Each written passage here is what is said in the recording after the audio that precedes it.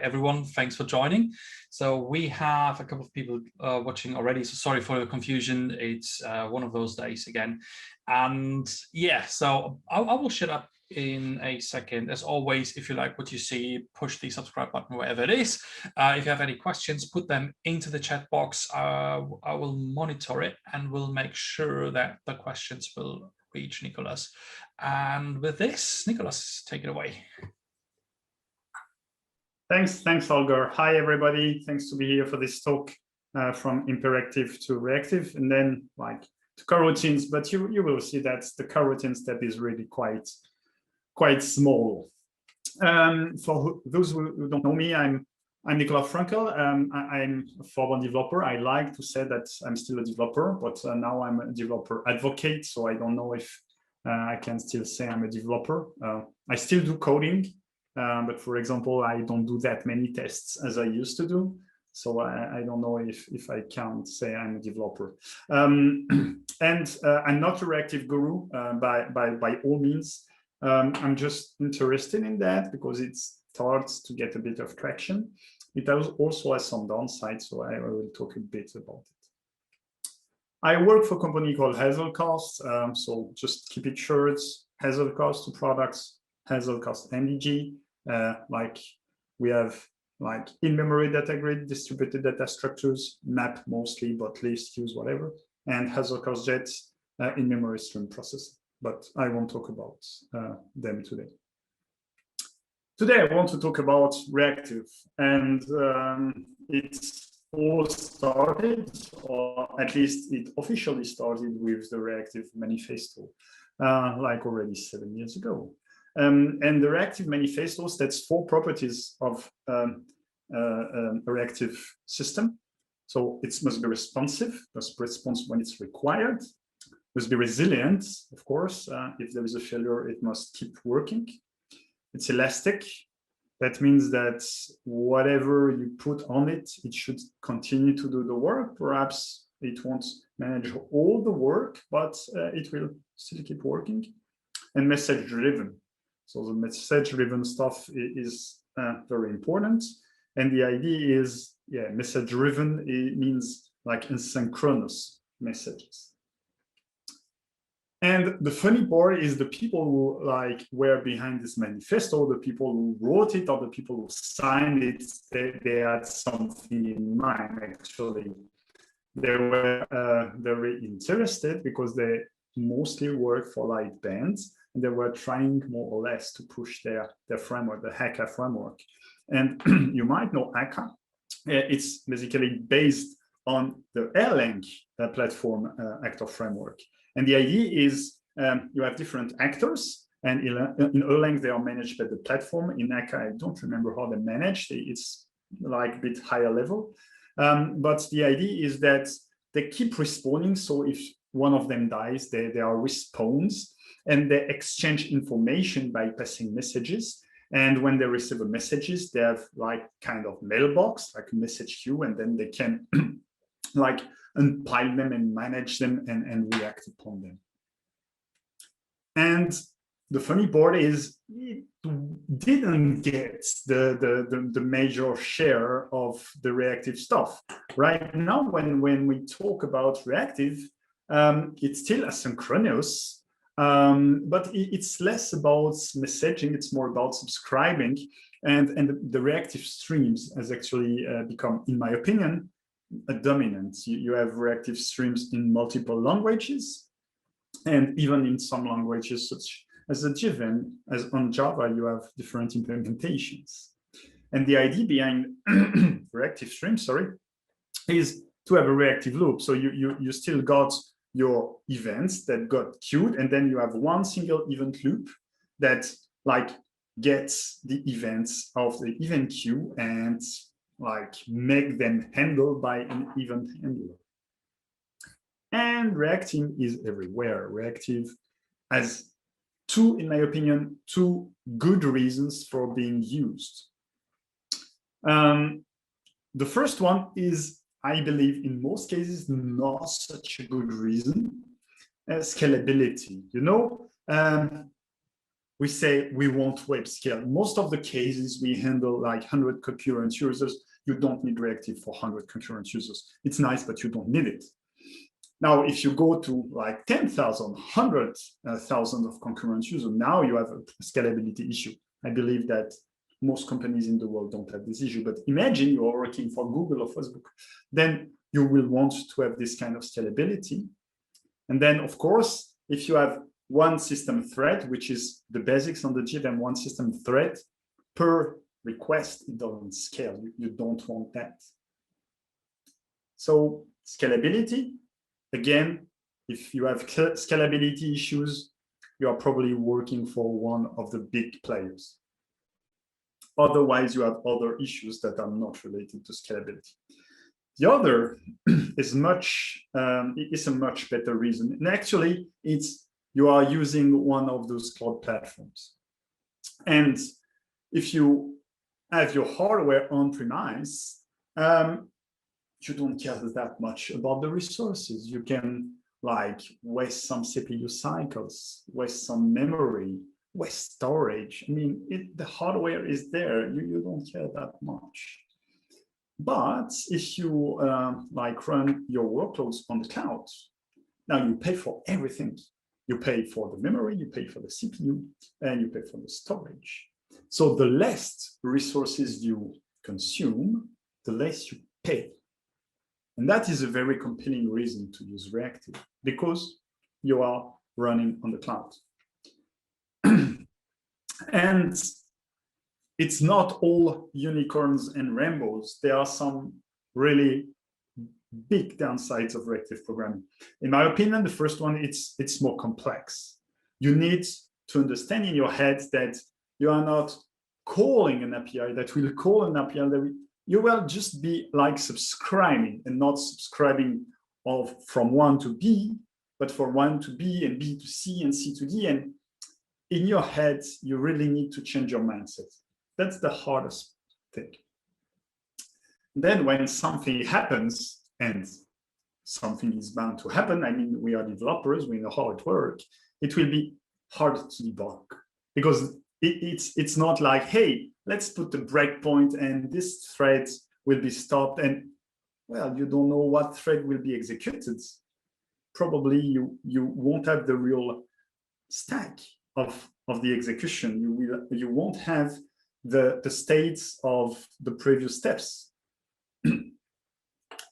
Then you need to learn the APIs. That's really, really hard. In general, when I have like, I want to do some reactive stuff, like for this talk, I will just check with a guru who knows all the APIs by heart, because there is probably a chance I use something and it was not the exact correct way to do that. And finally, the idea behind reactive is that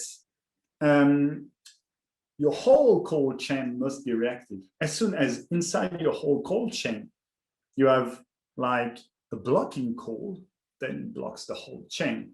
So I have a question by Victor. I'm trying to read the chat at the same time. And I ask, will reactive approach still make sense when Project Loom gets released with GBM and one can use lightweight threads? That's a really, really good question, actually. Some time ago, I thought that actually it wouldn't make sense anymore. And perhaps I'm a bit more unsure. Like, for example, it's not because you will be able to use green threads that it will make the usage of the thread easier. So, for example, perhaps not reactive itself, but coroutines might well survive the shift because it makes the code simpler to understand. As I mentioned, the hard things about reactive is the more complex mental model, is the understanding of all the APIs. And the coroutines, they actually make that more simple. So some APIs might die, probably. Some APIs, such as coroutines, might survive. I'm not sure. I mean, it's a forecast, and I'm very, very bad at forecasting. But I believe there might be some future.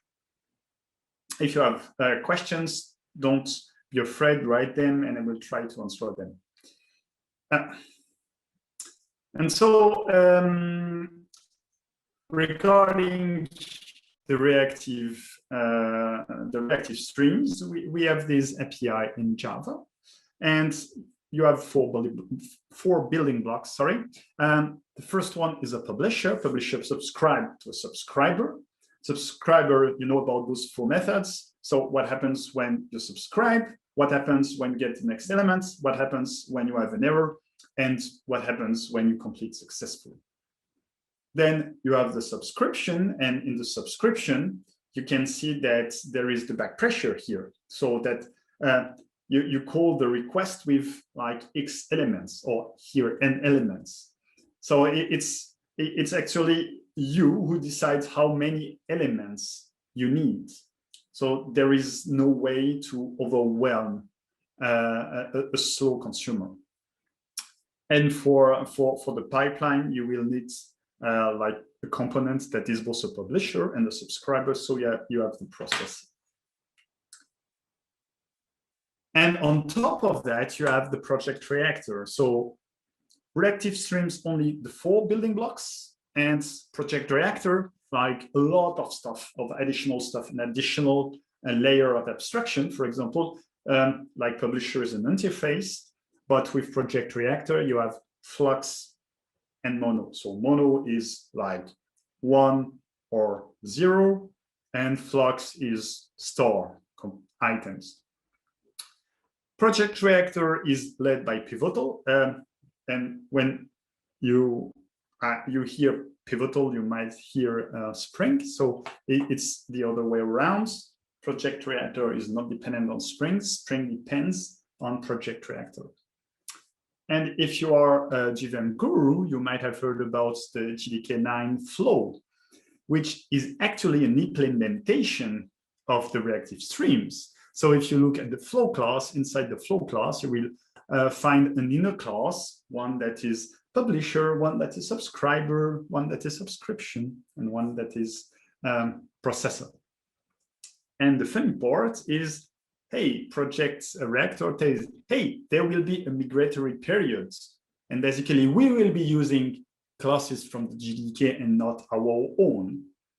And actually, Gdk9 was provided in 2017. We are 4 years behind, and they are still using the classes from reactive streams. So I'm not sure this will ever happen. That's bad. So we have like the same class, well, the same interfaces in two different packages, one inside the GDK, one outside as a library, and yeah, they will live like that.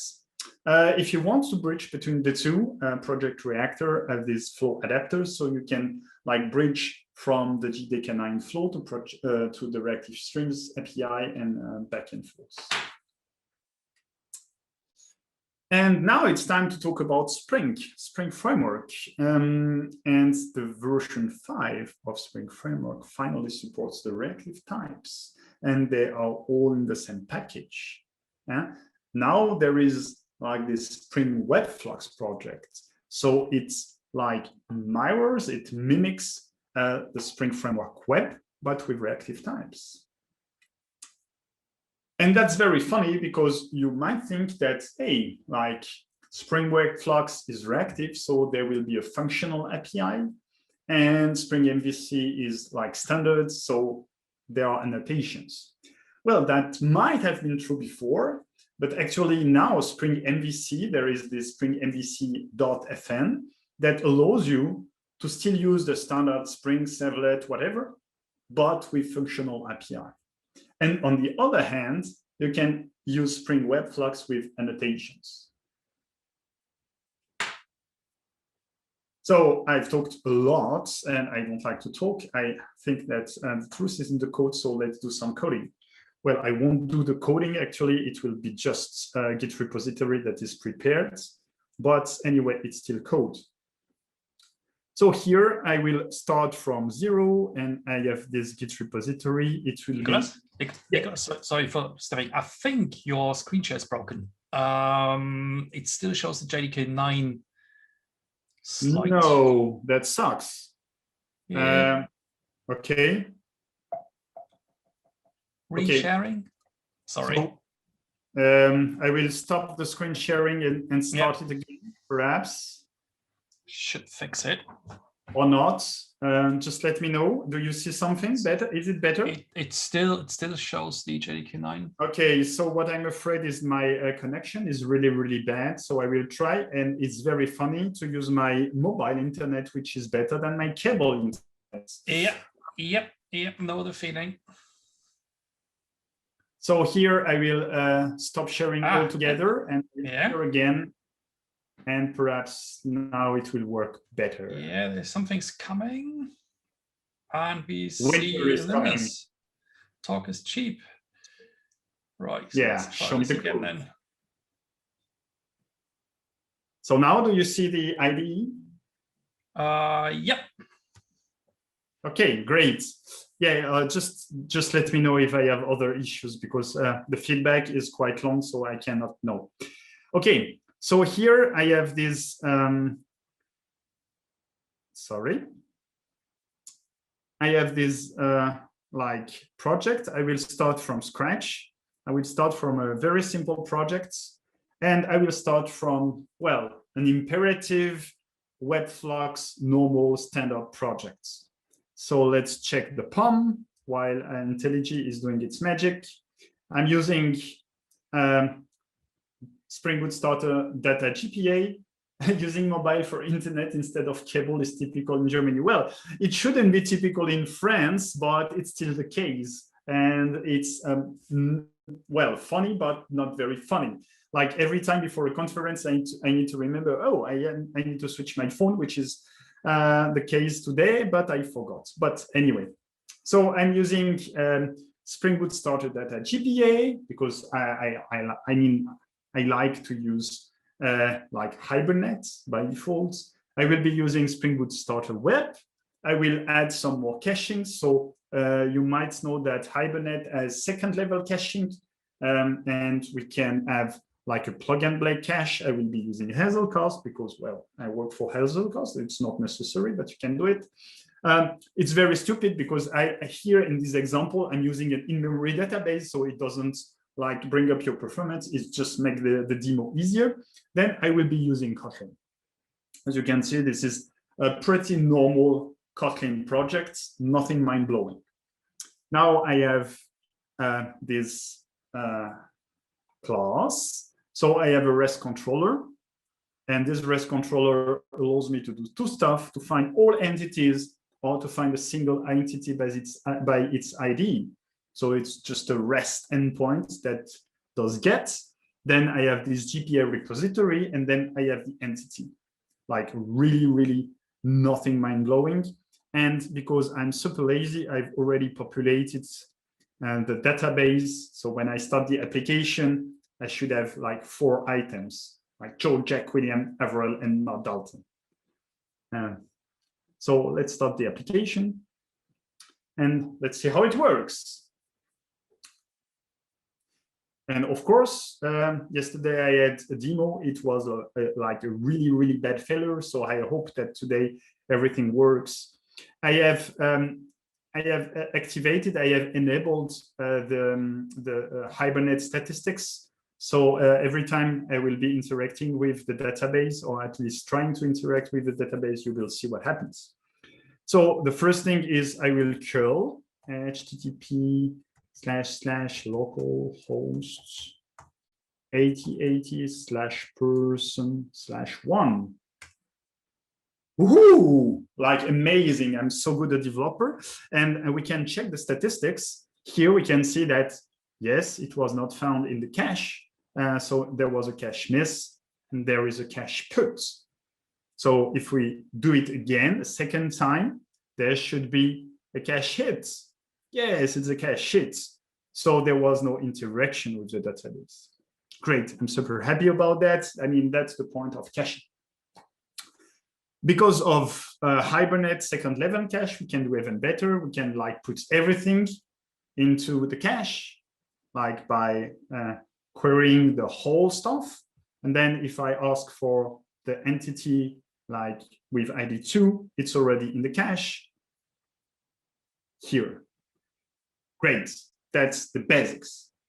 Okay, so for nothing Kotlin specific, it's just like standard. The next step is actually to migrate to Spring Web Mvc and Fed. So the idea is, as I mentioned, you have two paths. You can use Spring Reactive with the annotations, or you can use Spring Reactive. Well, I should use the real name. I shouldn't use not Spring Reactive. It's sorry, I lost my Spring Web Flux. Sorry, I lost. I just want to say it's Webflux, isn't it? Yeah. Yes, sorry, it's not No Spring worries. Reactive at all. It's confusing. Yeah, so there are two ways to use that. So either annotations or functional APIs. I believe that functional API makes it much more explicit. And yes, if you use Webflux, you should migrate to functional API. To be honest, if you used Web MVC and you start with a new project, it wouldn't be bad to use the functional API either. So let's do that. We will be migrating to Web MVC FN. I will stop and I will start it again. So I will be doing that all the time because with developer tools, last time I had some issues. It didn't really reload correctly. Is there another question? I heard that there is an issue with JDBC. They are blocking. Well, you are going too fast. You are going too fast. I will handle that afterwards. That's a good question.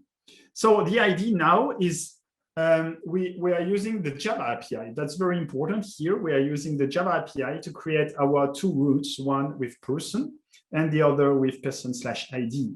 And then you can see that now we are creating an OK body builder with this body, and we need to call build afterwards. And this returns a rota function of server response.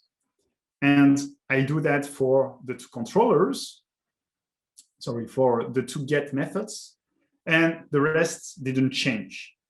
And now it should still give us the same stuff. So because we restarted, our cache is empty, but anyway, we should get the information here that now I have 0 hits, I have 1 miss, and if I do it again, I won't do it every time, it's just to make sure that it still works. Now I have 1 hit, it still works, I'm very happy, everybody is happy. So far, so good, we didn't do anything. We just migrated to the Web Mvc FN. The next step is we will do it the Web Mvc FN way, is we will move this code into a dedicated handler class. So the idea is here, this should be very easy to read. You just see get, the mapping and a reference to the function. So what I just did here is just I moved this code into a dedicated handler class. And now I inject a handler instead of injecting the repository. Nothing mind-blowing, still works. And let's go a bit further. Again, here we have nothing Kotlin specific. It's not really interesting. What I will be doing next is I will be finally using something that is Kotlin specific. I will be using the router DSL. So the Java API is not that great for Kotlin. There is a lot of boilerplate stuff. Here I have this router DSL that allows me to write in a much nicer way. I don't need to build myself. It's handled for me. So let's try it. Just check that it still works.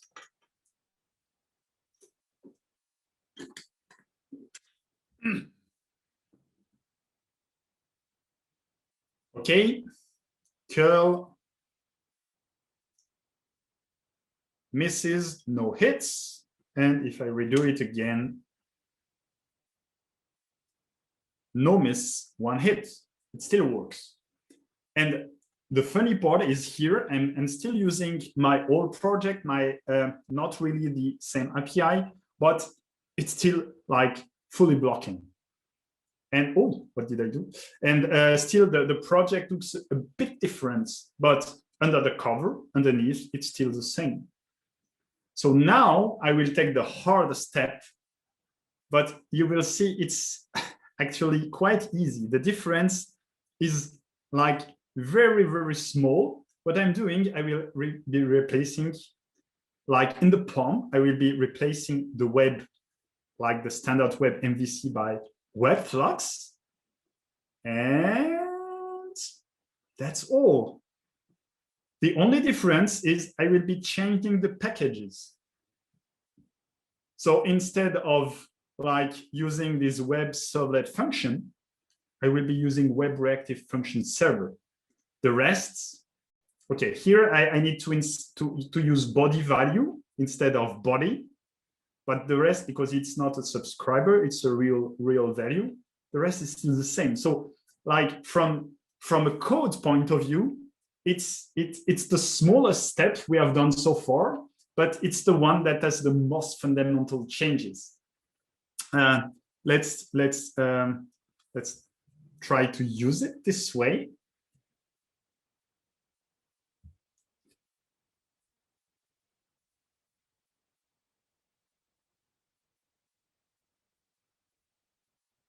And here it still works. I still have miss on the first try, and I still have one hit on the second try. But now part of my application is reactive. The routing part is reactive.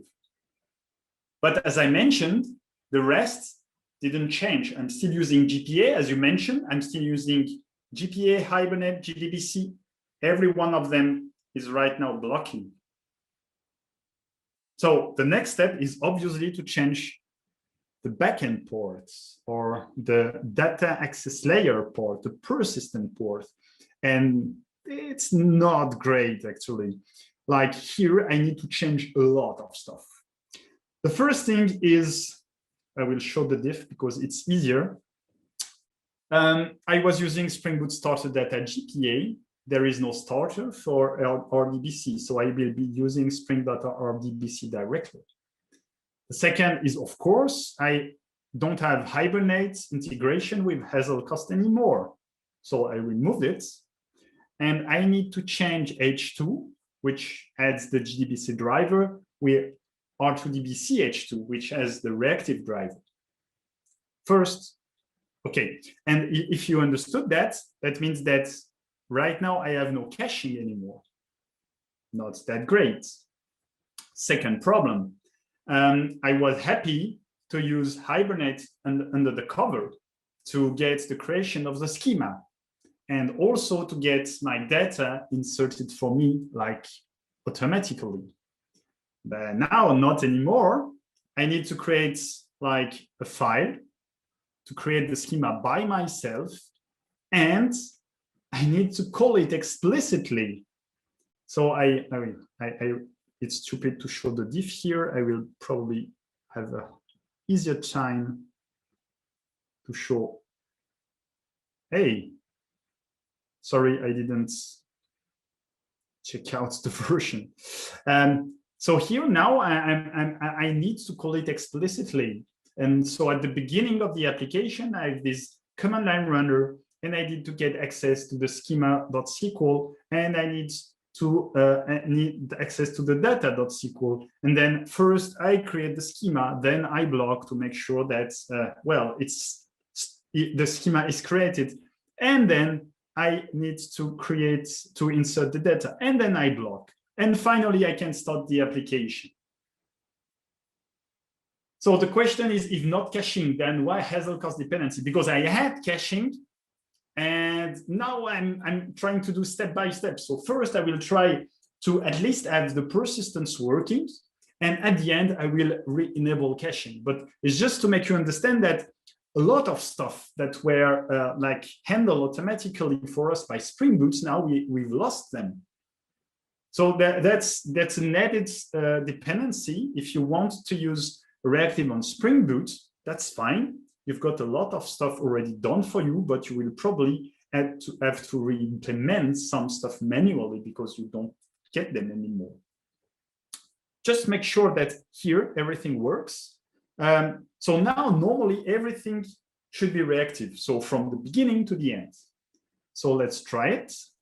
Nicolas, just to use the time to start, I think Victor was it. Yeah, Victor also asked how you think, how stable R2 DBC is. So in your opinion, I don't know. I don't know. Cool. I won't state anything because I don't know. You should ask the guys behind R2DBC. I think there is Marc Palouch, and perhaps there are some customers already using it in production, but I don't know by myself. And so Jakub asks, so now no Hibernate? No Hibernate, only R2DBC. And it still works. We can see now it's native started, so everything is like reactive. Let's curl. It gives us our results, but of course there is no more Hibernate. Here it's here. Sorry, there is no more Hibernate, so no caching statistics, no nothing. I'm not using Hazelcast. I'm just launching a node for nothing for the moment.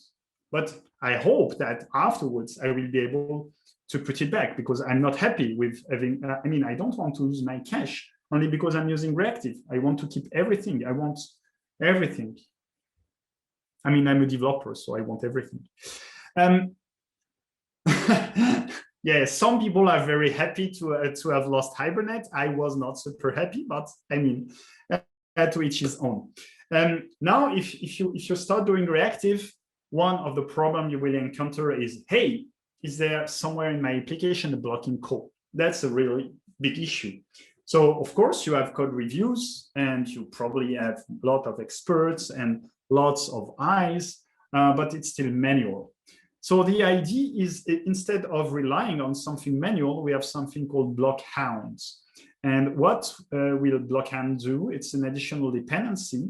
And at the beginning, at the start of the application, we can set blockhounds. We can set blockhounds, and if it encounters a blocking call, it will throw an exception.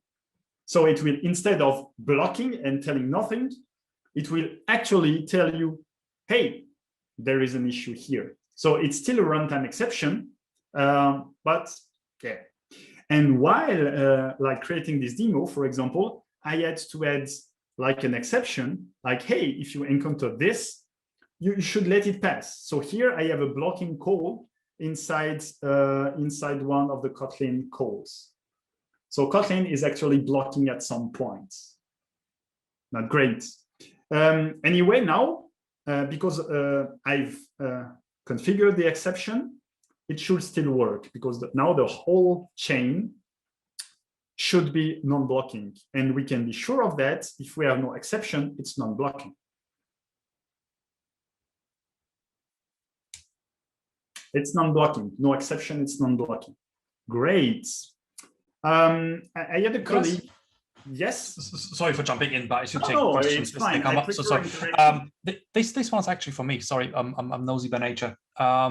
Is there a tool I can have in the build chain who is checking for block? Or for blocking calls? No, because you will be. Of course, you can configure Sonar or whatever to say, hey, this call is blocking and fail the build, but you will only be sure to have, the thread. So you can have a call, a blocking call, as long as it's not on the event loop. So it's not an issue to be blocking by itself. The idea is that the event loop will always be non-blocking. That's the point. And that is actually a runtime information. You cannot detect it at build time. Yeah, I was more after trying to catch most of the things before we actually go to production. You can do that, but it won't be in production. So it will be at runtime in staging, or probably if you are a good developer during your test, because you have automated tests. And so when you run your tests, it will tell you, hey, you did a mistake there. Yeah. Oh, good. Was just curious because that's a good question. I'm totally with you. To have this in is a good idea, definitely. But would be nice to have some kind of extra checks just to make the, well, you know, I don't trust myself. Yeah, and you should trust your colleague neither. The next step is actually was hinted to me by one of the reactive people who are good. Is, hey, you have your like bad manual code. No, you should use code that is provided by Spring itself. So actually there is this connection factory initializer, and we can create populators. And so instead of doing everything by hand, we can just point to our files, schema.sql and data.sql, and then it will be the same. I didn't do something before is, hey, what happens if I curl for an entity that doesn't exist? I would like to have a clean, let's say 404. We can discuss for ages to debate whether a 404 in that case is a good idea or not. But since I'm the person doing the demo, I decide it's perhaps not a good idea, but it's a good example. So what I will be doing here is I will be switching. So here I have this. Oh, sorry, I didn't tell you that you also need it when you switch to R2DBC. You can still use Spring Data GPA, which Spring Data, not GPA. And it gives you this reactive sorting repository. So you don't need to create your queries by hand like before. It's good. It's out of the box. So now I have a repository find by ID. So the same as before. And what I do is I have one of those magical reactive API. Hey, then if this is empty, I will switch to another mono. And here, in that case, it's a mono of error. So here it will return me a mono of person. And then it will, like, if this mono of person is empty, then it will switch to a mono of error with this like response code. And in the end, everything will be like encapsulated, wrapped in a mono of server response. So I will have this call chain, like mono of server response, mono of person, and then mono of error eventually. Let's try if it works. So it still works. And now I have like 11, 12. Great. I have this 404 error. So that's cool. I'm happy about that. Next, we will re-add caching because I'm very angry now that because of reactive, I lost caching. So I will be doing like every Spring developer, I will add a service. I will add a service between my route, my handler, and the repository. And this caching service is how it actually discovers that. Could you please rephrase how does Backend exactly work? What does it exactly check? How does it actually discovers that? That's a good idea. That's a good question, sorry. I didn't really think about it. For me, it's just, hey, it works, and it throws an exception. I know that it's a Java agent. It installs a Java agent. So you have this agent that checks your code. I didn't go into the details, but you can check by yourself. It's actually a Java agent. So it instruments your code and says, hey, if this condition is met and this condition is met, it probably means that it's a blocking code in the wrong place. So I have added this like caching service, which is like really, really stupid. And what I'm doing, hey, I will check in the cache. And if it's not in the cache, then I will like get by ID. And then finally, on success, if it's successful, I will put in the cache. Otherwise, I will return from the cache. And with the find all, it's even easier because like Hibernate, if I do like a call with, and I have multiple results, I don't like I need to get to the database because there might have been additional items, additional records that were added. So I always go to the database, then I put everything in the cache. And now let's see how it works. I didn't start it. I should start it.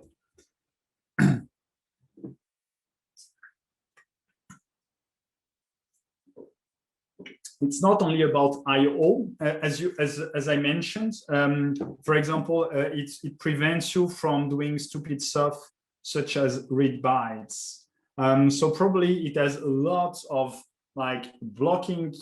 It's configured by default with a lot of blocking calls, and if you call any of them from the main threads, it will throw an exception. That's what I infer. Again, I mean, I didn't look into the details. So now it has started. I can curl it. Yes, I got the results. And let's see the log. So person with ID 1 not found in the cache. Person with ID 1 put in the cache. Now if I start it again, if I redo the same request, hey, person with ID 1 found in the cache. Great, I've got my cache back. Give me my cache back. I've got my cache back. That's probably a joke, but only if you've got a bad English accent like me. Now I mean, this is a pretty naive way to do caching. We would probably be more comfortable by doing that with the API. And the good thing is we have the tools for that. So now I'm using the fully reactive API. Here, because Hazelcast lets you do it, we can do some asynchronous querying of an entity on the map. And because here, this returns us a completion stage, we need to bridge, we need an adapter between the completion stage and mono. Good stuff. Mono has something like that, mono from completion stage. Then, if there is something inside of it, we do a logger. And this logger is actually not your usual logger. It's the reactive logger, because log can be blocking. We don't want to block at all. So here we don't block, we use the logger from the reactive stuff. So here, this will be executed if it's in the cache. And if it's not, then we will switch if empty. And so we will do the repository find by ID and on next. So meaning that we have found something, we will put it in the cache and log it.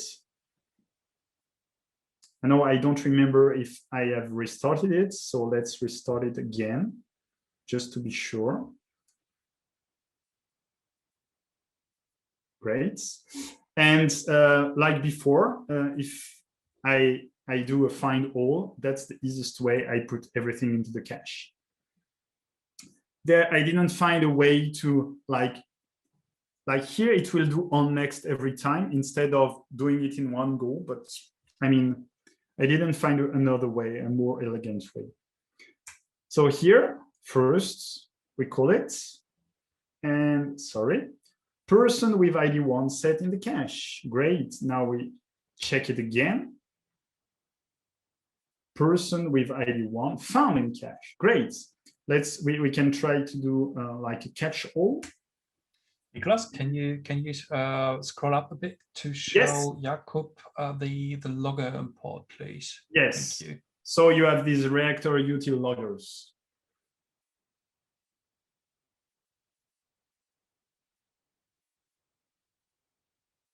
So use them, and then it will hey, if SLF4J is SLF4J is on the class path, it will use it and blah blah blah. I mean, it's what you would, it does what you would like. That's pretty good for that. So now I did the catch all, and I want to check that everything is in the cache. So I will query for ID 2, and normally it should be in the cache. Yes, it's in the cache. Amazing. So far, our Kotlin stuff is like very small. The only really Kotlin stuff that we've got is the router here. because we are using the router function DSL. The final step will finally bring more Kotlin-y stuff. We will be using coroutines because project reactor, monoflux, well, you can use it in Java. It's nothing mind-blowing. So the idea is now we will be using coroutines. And we get back our like usual types. We don't want to wrap them into mono and flux, at least when we write the code. Of course, they will be wrapped anyway. But here, for example, I have a couple of changes. So now I have the coroutine sorting repository. Great, I'm happy about that. I don't have a mono of server response. I have just the server response. Here, of course, I have the flow because it's like multiple collection. And I need to call body and await and put the regular value. Perfect. I need to change the router. Now it's a coroutine router. And also I need to change the caching service. Now my own class needs to create a spanning function. And again, this is even better now. Now we have this cache.getAsync, which returns us a completion stage. And because of Kotlin extension functions, we've got this await method on completion stage that returns a type T, which is what we really, really want. And also, and then you can do your logic. Hey, if it's null, then we write that it's null, it's not in the cache. Otherwise, hey, we found it in the cache. And if it's null, then we find it by ID. And then we put it in the cache and we log the message. The flow stuff is a bit more complex in my opinion, but that's how it is.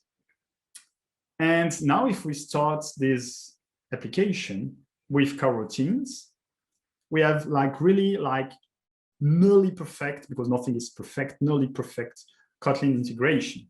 Where is my terminal? So I can do like 1. And I can check in the debug. Hey, don't show again.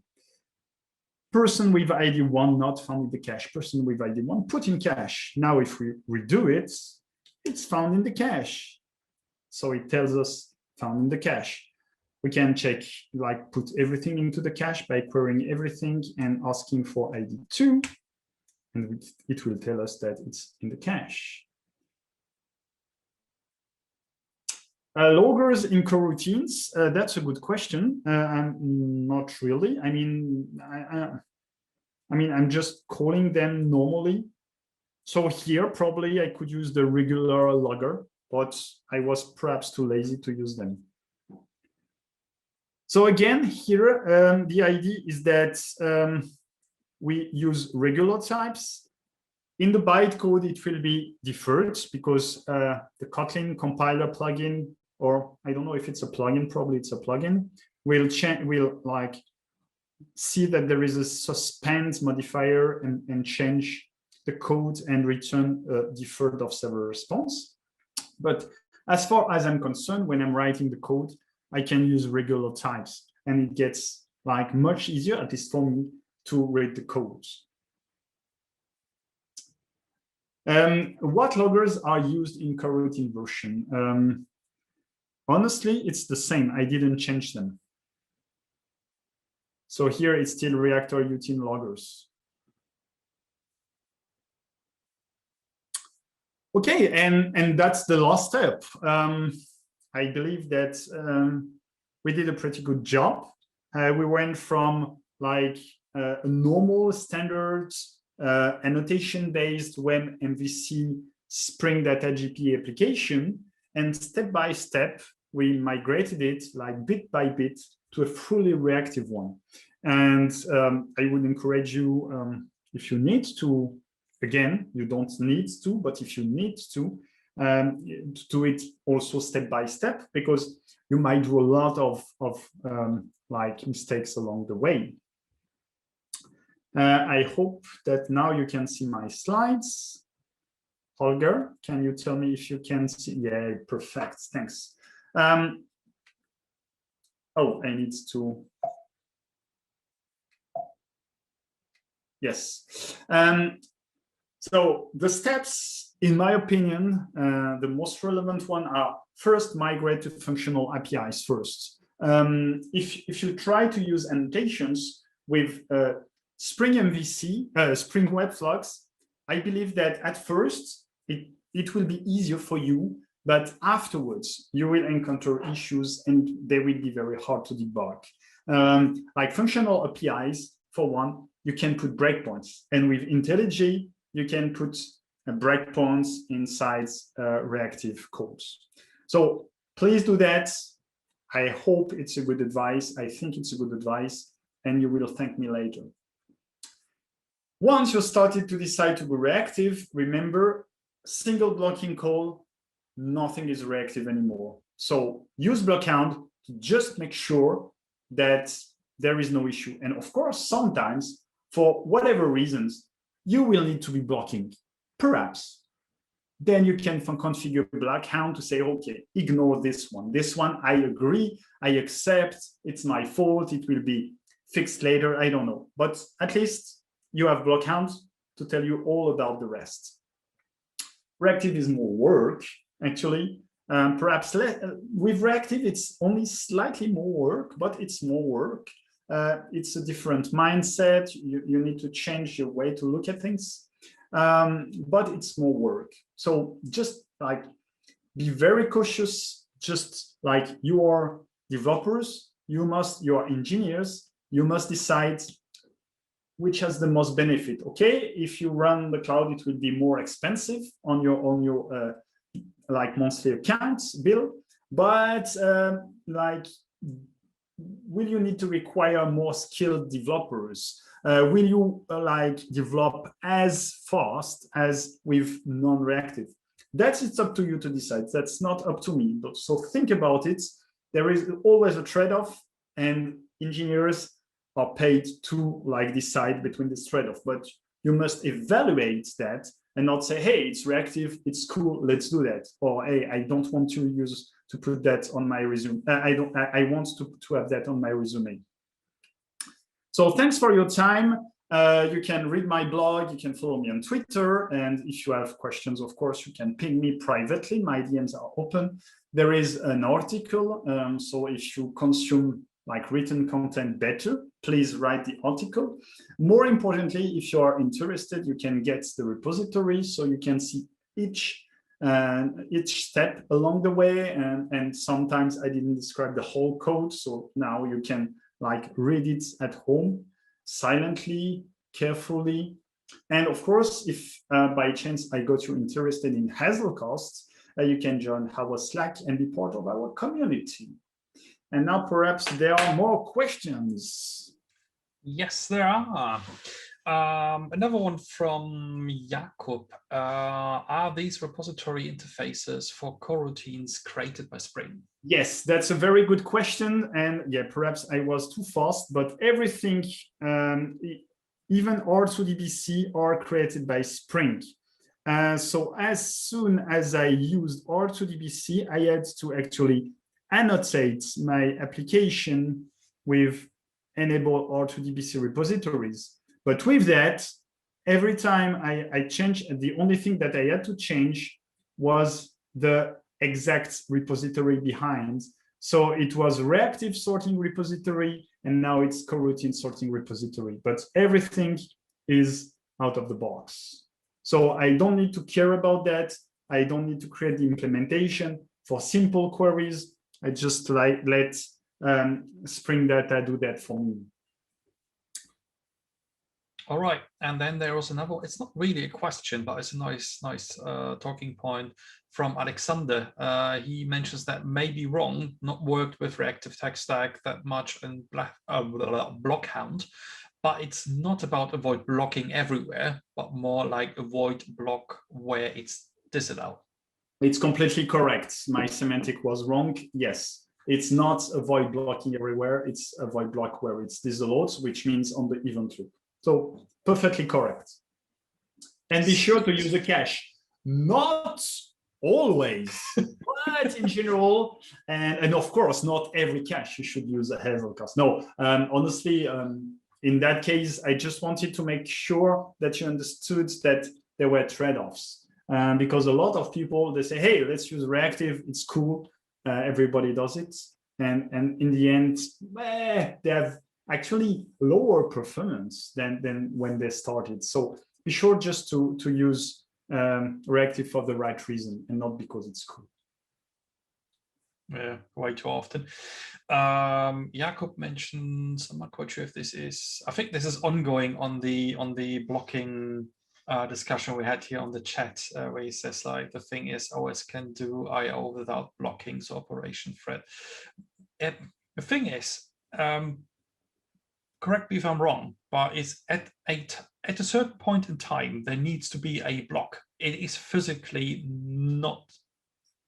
I mean, yes, as I mentioned, as Alexander mentioned, of course you will need to block. Like when you do IO, when you call a web service, you know, blocking. When you raise the file system, you do blocking. It's blocking calls, so it's not avoidable. The idea is, hey, you just launch a thread that does it. Well, not you, but the whole reactive stuff needs to launch a thread, and you need to subscribe to the result of that.